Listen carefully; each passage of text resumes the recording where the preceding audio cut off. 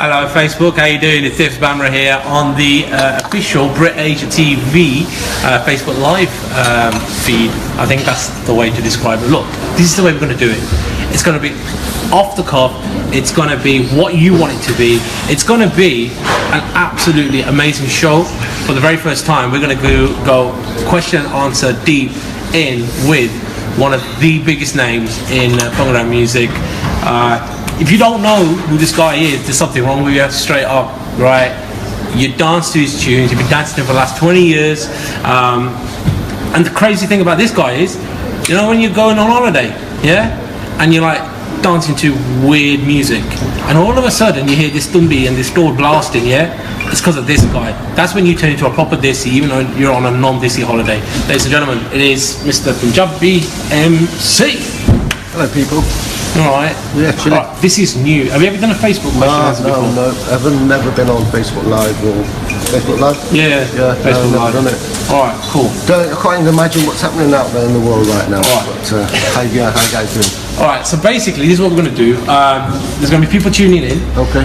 They're going to ask their questions. We've got loads of questions already come into us. Okay. So what, we're just going to shoot the breeze. Okay. Questions come in, going to ask you, and kind of find out a little bit more about you. You know, cause there might be people out there who might ask better questions than me. You know what I mean? True. Right. So. Anyone got any question of the dips there? Yeah. If you've got better questions than me, this is your chance right now. And you know what, the cool thing now is, share this feed, yeah? Share it with anybody who's a Bhangra head, anyone who's a Bhangra fan, even a hip hop head, right? Because that's where Mr. Panjabi MC is now. He's just worldwide, and it's beyond Bhangra, right? So let's do this.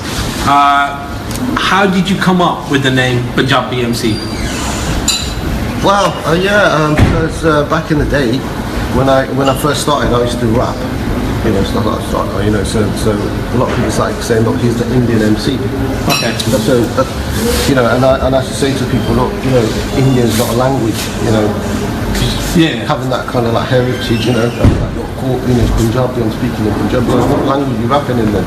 Because I was rapping in a little bit of Punjabi in the raps. You know. Yeah. You know, and they were like, yeah, okay. Punjabi MC, you know what I mean? It kind of like had a ring to it, you know what I mean? So like, that's what it was like. Were you rapping in Punjabi like back early 90s? Or was this like late 80s? Doing bits of Punjabi in your raps? You know, like when I was really, really young, yeah. You know, and I was just rapping like in my bedroom, yeah, that was the 80s, and you know, yeah, that's where it developed. Sick. Do you know the thing is, right, everyone's talking about Punjabi rap now, you're doing it back then. Where did it even come into your head? Because that's not, it wasn't even a thing then. I think for me, I even started that because I even started getting into production because I couldn't get anyone to make the beats. Right. So, I mean, then at that time I used to rap and like tracks like Roots. Actually, you know what? I forgot to tell you this, yeah, but I got a little present for you here, yeah, which is like the first copy of like Roots, yeah. Oh, sick. I've only got about 10 of these left in the world right now. You know, but I know because you're old school music head. Is this mine? Because your fam's in it, basically. We know that, innit? So from day one, I thought I'd got to give it to all. That's why I'm hated. That's why people hate me. That is sick. Yeah, for your collection, because I thought if you ain't got a copy, then it just really doesn't exist. Do you know what? I'm not gonna lie. That's the only one I've got missing. Yeah. So what it is, that one there, that came out, yeah, like I think 1991. Okay. And yeah, like, I'm rapping on that. So I made my own beats and stuff and do me little licks and stuff like that. I'll put them in there. Right. Yeah. All right. Do you know what? I could get into proper fan mode right now, but we're gonna allow that. We're gonna ask the question that people sent in. Who influenced you musically? Because obviously, you know, it comes across in your music. You're a folk head, Punjabi folk, and then there's just like the hip hop movement, early 90s, late 80s. Yeah. Who were you listening to growing up? Just all the pop stuff like Michael Jackson and everything, you know, and all like the funk stuff like Parliament, because my cousins and even my uncles used to be listening to it because they were like the first generation like Punjabis that were in the UK that went into the schools and stuff, you know, and integrated with non-Indian people kind of thing. And so I used to just be influenced by, you know, Bob Marley, James Brown, and then the hip-hop mans like Rakim, Public Enemy, you know, Eric B, all that, you know, all the commercial hip-hop, because there's a big movement that happened. And so yeah, just all into that vibe. Alright, wicked. If you've got any questions, get them in right now. The team are going through them. Any question for Panjabi MC, this is your opportunity to get them in. Look, my man don't really do interviews, but when he does, it's a big deal. So get him in right now. We're here at Perlo's in Birmingham. Panjabi MC, Brit Asia TV with Facebook Live. This is your chance to get your questions in, and he will answer them. I've got a few more here. What was your family's reaction when you said you wanted to be a DJ, or even kind of like you wanted to get into music? Because that's not the done thing. No. Obviously, there was work. You know, it was a little bit of an uphill struggle dealing with the family. You know, on a day-to-day basis, because they thought I was at university and stuff. You know, so you know, it was difficult, like trying to hide the record box and under a book, sort of thing. You know, but yeah, it was nice. Got away with it. You know. What was your first gig? Do you remember your first DJ gig? Well, I used to just go with people like Tony Desire, okay, like to Crystals and stuff when it opened. You know, he used to DJ there, so he used to come through. And it was just good enough just to get in the club free, you know, and to stand in the DJ box, sort of, you know, play your tracks, you know, that was enough. And then I started playing I used to just, you know, get my cassette and go down, you know, play like Limelight, you know, remember Limelight? And just tell the DJ, look, can you put this track on? You know, and it used to cause a big reaction, like even that, for example, the Loverman mix with the Gid Danny Ryan, you know, went down there one day and had them all mixed up vinyls onto a tape, because I knew that I'm not going to get, you know, you used to have to take your needles if you wanted to play a record, not just take your record but take needles and then do a mix. So for a couple of tracks I thought it's not worth it, so I should just mix them on the cassette. And then sometimes stuff was produced, you know, as well. But yeah, and then after I went there, then there's I think it was Maximum Energy, a few of the crew started having a fight because they replicated the mixes, and they were battling whose mix it was. And I was like, you know what, I did this mix, you know. So there's loads of history of stuff like that. Yeah. All right, look, we've got loads of people getting in touch right now. Ask Panjabi MC why he doesn't do music with other MCs like G.I. Judge. I mean, like, you're mates with Mets and Tricks, you know, that kind of thing. True. Why have you never done anything with other rappers or other MCs? I don't know.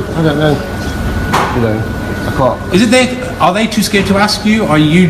No, they're not too scared to ask me. Oh, they're always asking you. Well, no, they're not always asking me, but you know, I mean, you know, we've tried to do stuff. You know, we've gone in the studio, things haven't really worked out. You know, I would say, you know, I do a lot of music which doesn't really get heard as well. That's the thing. You know? And obviously it's I don't know if it's like a pressure thing or whatever, but you know, or the concept isn't big enough, you know, because you have to remember another thing as well, that, you know, if we put a track out, we're always looking for someone to back it or something, you know, or we want to, at least if we're going to fund it, you know, want to do something with it.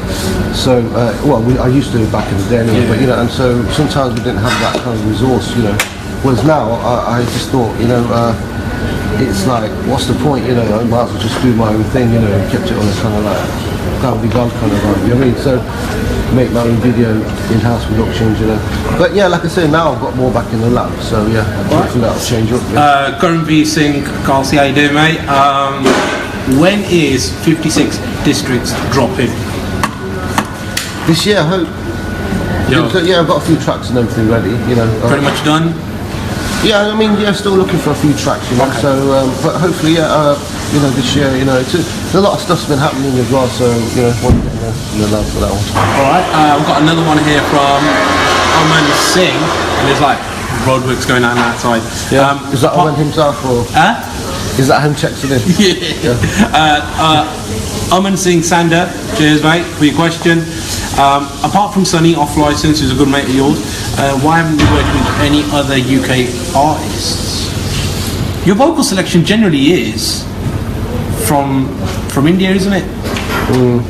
Yeah, I don't know. Any reason why? Or is it just just kind of happens? Just always looking for the tracks. I think a lot of people, when they have a good song, they don't want to give it to PMC. Okay. Because they think, you know what, we can do this without PMC. But when their song's not very good, they're like, yo, give this one to PMC, see if you can do something with it, you know? I think that's the kind of like mentality of the industry with me. Alright, there was a time, because obviously you hear stories, you were going to do a track with Malgit like mid-90s. Was that a thing? Did that ever happen? did it? Obviously, it didn't I think happen. we did about 9 demos Okay. in my house, Yeah. you know, and but at the end it was like, it didn't work out. Just didn't work out. Yeah, I mean, there was a good track. Then there was a really good track Okay. that I had a lot of faith in, but then it's like, you know, just there was like politics, you know. Generally, isn't it? Not with me, there isn't. But No, yeah, no, but with a lot of people, yeah, there is just generally a lot of politics not stepping in. All right. You know, and obviously the other people are involved, you know, like managers and people like that. So, you know, I'm not saying that it was whose fault it was. You know, it just didn't work out. Just doesn't work out. Yeah. Would you be up for working with? Yeah, I'll be up for working with a lot of people this year. Yeah, definitely. And now, because you're doing it yourself, it's PMC Records, it's you controlling what you're doing Yeah. rather than a label. Yeah. Does that kind of open you up to being a little bit more, I don't know, accessible, open to working with different people? Maybe, yeah. Maybe. You know, I mean, like I said, I mean, I'm quite laid back about the whole thing, really. So, you know, You're not really fussed, are you? If it happens, it happens. yeah, you know, that's the way it should be, really. Right, I think, cool. you know. Right, I mean, I was in, like, for example, the other day. I mean, people were playing me this mix of one of my tracks that's coming out and stuff, and I was like, yeah, good. And they were like, well, you know, you're not phased. And I couldn't work out what I'm supposed to, you know, what I'm supposed to. Jump up and down, go sick. No, it was a good mix, but you know, it was like, you know, I think people are saying that it's done like on an illegal release or something, you know. And so, do you want to phone your record company up or what, you know? And I was Oh, yeah, I know what you're talking about. We'll leave that for now then. yeah, All right, I don't cool. think it's that one, but yeah. Okay, cool. Right. Well, talking about that, look, I say this all the time. And remember, look, you're on Facebook Live. If you're watching this right now, this is your opportunity to ask one of the biggest names from our industry of Bhangra music, who's been exported around the world, Panjabi MC. This is your chance to ask him a question. I've got it here, look. I'll ask you a question. Do it right now. And this is coming courtesy of Brit Asia TV now.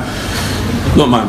Money at the Bachke. Like, for me, if anyone says what's the biggest track in the history of Bhangra music, it's that. That is Bhangra music's national anthem. That is the one that's, you hear that drum beat, you hear that door, you hear everything on it, you hear the vocal, you hear your break, and you know that that is Panjabi music anywhere in the world. And that's such a cool, that must be such a cool thing to be responsible for.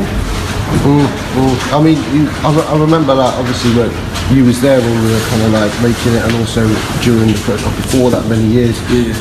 And yeah, I mean, it's an ambition, a goal, you know, kind of thing to get music across to the kind of mainstream. But even at that point, I think with that song, you know, we did expect other songs to come to follow it up. You know, I think again the politics jumped in a little bit with the industry. You know. I mean, even Junkie that was firing as well. Like, Yeah. But I mean, even for the artists and stuff, you know, there was we expected like other stuff to start happening from that point. You know, I thought it was like a little step up for a disappointment. I was going to say that you didn't continue from that vein, and because after that there wasn't really that much like Asian music. I think, do you know what my theory is on it? My theory has always been this: you made Money at the Bachke for the DC audience back in 97, 98. It just so happened that the non-DCs picked up on it and went, yo, we love this. Whereas then everyone else came along, started making Bhangra music for non-DCs, because yours was an authentic thing for Asian people. And I think that's probably why people appreciate it a bit more, kind of thing. Yeah. Talking about Money at the Bachke, Amrit Singh, cheers for your question, mate. How did Jay-Z become involved in Beware of the Boys? How did that happen? Well, yeah, I mean, we were DJing one time in Sweden. This is when we were doing like the tour of the release, and then Jay-Z was on the bill, and so it was like quite a big deal for me, thinking, you know, we're going to be like jumping on with Jay-Z on the same stage, and the next thing got invited to the VIP, and so, you know, he's popping champs and that with Jay-Z and that, you know, and he's like, look, I'm going to jump on the tune, you know what I mean? I thought, you know, what? You know, I thought, okay, mate, nice one, and you know, he followed it through, and people like, you know, they approached the label and everything kind of like went through. But obviously it was a crazy moment, because it was like when I heard he sent me like a text message. You know, I missed the call. You know what I mean? I missed the call.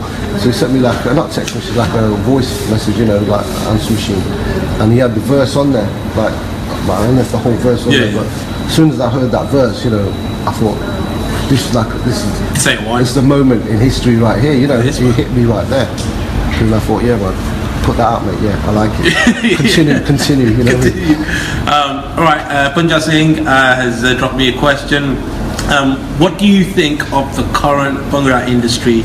Do you think the Bhangra scene in the UK has died down? Because look, you've been listening to the music since the 80s. The 90s was the most creative time for Bhangra music. You know, you've been firing for nearly over 2 decades. Where do you reckon it is now? Well, I think when it was created in the 80s, and by Pete Ware and Deepak Gazanji, who created the name Bhangra, you know, and so it was like at that time, from what I hear, you know, these legendary stories, you know, weren't CDs around then. There was only tapes. But they were selling like hundreds of thousands, you know, 500,000 copies and stuff, and they were selling more than the mainstream tracks, you know, so they used to appear on these mainstream programs, like Blue Peter and things like that. So at that time, like you said, a lot more people used to integrate into recording the albums. There was a bigger event, maybe there was about 5 albums that were released in a year. That was it.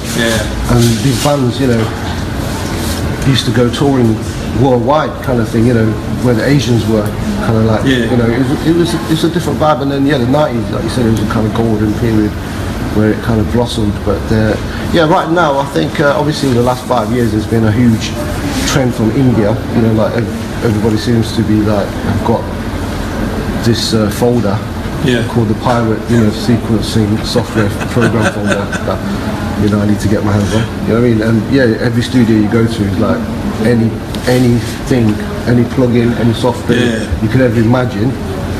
They just look in the folder, you know what I mean? And load it up. So they have it all. They have it all. All right, cool. Got a couple more. Right, this one, you know, it's one of those that have been sent in. Gotta be straight.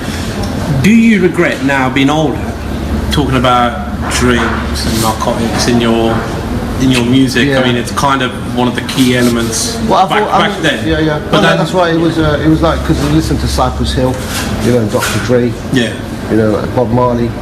Don't want to get anyone in trouble there. No. You know, it's like, you know, obviously you've got kind of influence to thinking, we use those words, you know. But, I mean, myself personally, I've always used it in a kind of like almost like in a way that doesn't really, I'm not actually talking about the drug. You know what I mean? If I'm talking about getting high, I might be talking about getting high in life and stuff like that. But no, definitely I've used that kind of vocabulary. And you know, like grassroots, you know, like grassroots was like, you know, grass. Nice. I don't know, some people think that's what it means, you know, legalised. You know, when I made legalised, it's like, basically, I was talking about clearing all the samples. For the first time, that was the first album that was released where all the samples were cleared. But the ulterior meaning legalised and, you know, odd. You know what I mean? So it is what it is. So you know, but as you get older, you realise, you know what, it has a bad influence on younger people. Like it had a bad influence on me, I guess, from the older people. You know, so it's not a good thing in society, you know, and it'd be good to just like eradicate it and get rid of it. Right. Okay, we're gonna lock it off here. Okay. You know, thank you very much for taking time out to do this. It's not something you usually do. And look what he bought me. Finale. That's for the haters. Because I finally got it now. I've got the full Panjabi MC collection. Thank you very much, Raj, for that. You've been watching Brit Asia TV Facebook Live, question and answer with Panjabi MC. Once this is complete, you can share this, tag your mates in it. Any Panjabi MC fans who are at work, didn't get to see this, you know what? Just copy the video link, send it to them, spread the word. Facebook Live, Brit Asia TV with Panjabi MC. Cheers.